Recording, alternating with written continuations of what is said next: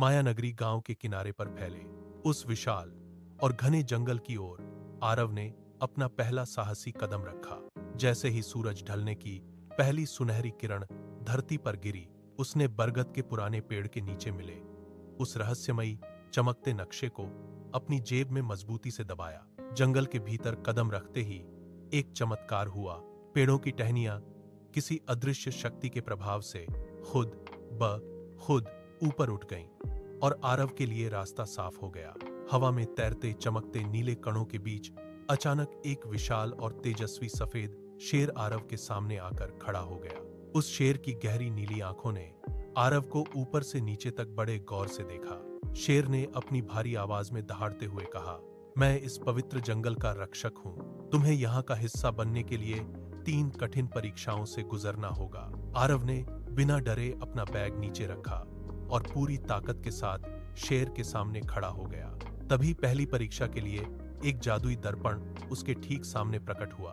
दर्पण की सतह हिलने लगी और उसने आरव से उसके जीवन के सबसे गहरे डर के बारे में पूछा। आरव ने एक पल भी बिना रुके अपने लालच और अपनी सभी मानवीय कमजोरियों को पूरी ईमानदारी के साथ सच सच बोल दिया। आरव का सच सुनकर दर्पण धुंधला होकर चमकने लगा और आगे का रास्ता खुल गया। जैसे ही वह आगे बढ़ा, उसने रास्ते में एक नन्हे हिरण को नुकीले कांटों में फंसा हुआ देखा। खजाने को पाने की धुन में आरव का मन एक पल के लिए डगमगाया और वह रुका, लेकिन फिर उसकी दयालुता जीत गई। उसने दौड़कर अपने हाथों से उन कांटों को हटाया और हिरण के गहरे घावों पर मरहम के रूप में जंगल की पत्तियां बांधी। जैसे ही वह हिरण स्वस्थ होकर उठा, पूरे जंगल में अद्भुत फूलों की खुशबू फैल गई, जो आरव की दूसरी जीत का प्रतीक थी। तीसरी ओर सबसे खतरनाक परीक्षा एक बेहद गहरी और अंधेरी गुफा के भीतर आरव का इंतजार कर रही थी।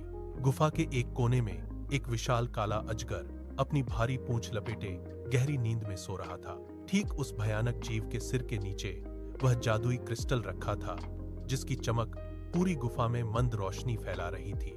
आरव ने अपनी धड़कनों को नियंत्रित किया और सांसें थाम ली। वह दबे पांव बिना कोई आहट किए अजगर के पास गया। उसने कांपते हुए हाथ आगे बढ़ाया और बड़ी ही सावधानी से उस क्रिस्टल को अपनी मुट्ठी में भर लिया।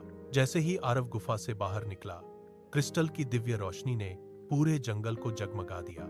सफेद शेर ने आरव के सम्मान में अपना सिर झुकाया और घोषणा की, अब से तुम माया नगरी के नए रक्षक हो। आज भी लोग कहते हैं कि चांदनी रातों में आरव और उस सफेद शेर की परछाई इस जादुई जंगल का पहरा देती हुई दिखाई देती है।